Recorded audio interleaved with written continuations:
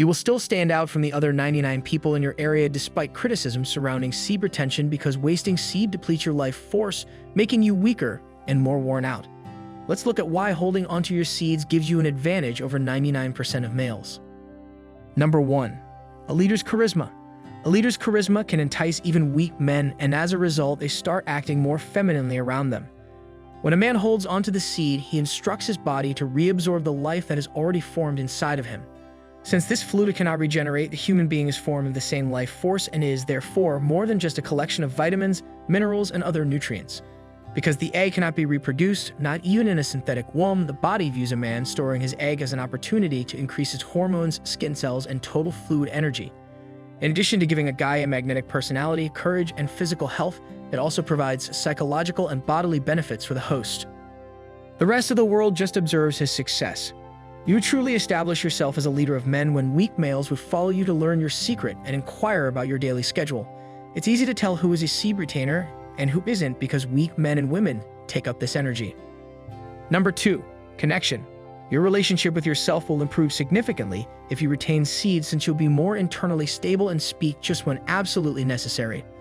Allow your actions to speak for themselves. Although it may be challenging at first, everything will turn out for the best. Because you won't need your partner all the time, you'll feel more independent, and it will also help you and your spouse strengthen your relationship. As a result, even though initially you might not feel comfortable with it, you can discover that you speak and share less than usual. As things improve generally, you'll feel that your relationship is progressing nicely. You should treat your body like your longtime closest friend since it needs the most care and attention. Avoid processed meals and sweets, eat plenty of veggies, and stay clear of anything that makes your body release dopamine since it can tempt you to release seeds.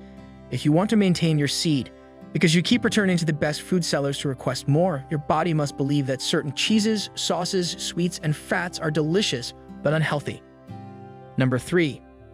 Growth of muscle. I recently missed about 4 or 5 days of work because the gyms were closed, and during this awful time I was protein deficient. But did you know that I increased the number of repetitions I could perform and improved my push-ups by 150 during the seed discharge? I believe I had a deep understanding of muscle growth after reading a lot about it, but I quickly realized how mistaken I had been. Because I didn't exercise, I had expected to lose muscle strength, but instead, I was beating my prior bests. For instance, I failed when I attempted a 70-pound overhead military press during routine pre-SIR exercises.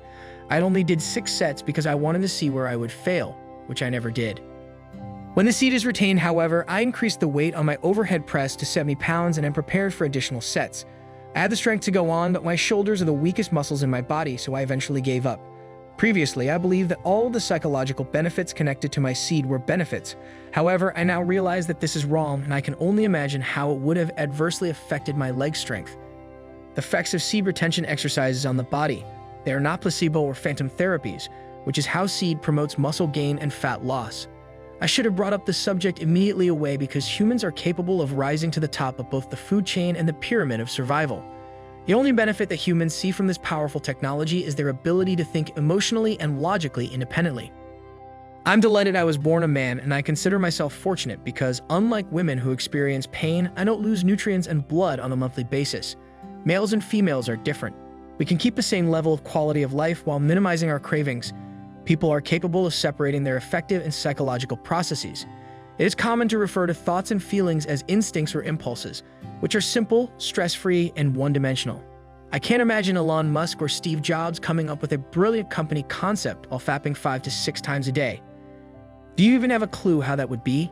Check out how these guys manage to keep their thoughts and behavior apart from their emotions. Their decisions and way of thinking are separate from their desires. I'm trying to make the point that practicing meditation makes you more passive and patient. The ability to make reasoned, emotion-free decisions is known as willpower.